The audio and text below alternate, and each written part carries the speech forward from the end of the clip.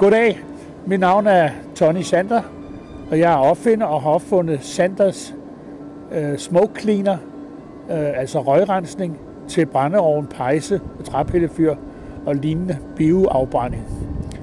Den kan reducere eller fjerne 98,6% af ultrafine partikler, som jo er de farligste partikler, vi har med at gøre. Og den kan fjerne 99,6% af sod, også det vi kalder black carbon, som er den store klimasynder, blandt andet fordi den er med til at smelte isen op i Arktis og på Grønland. Her ser vi tilslutningen fra ovnen ud til Sanders Smoke Cleaner.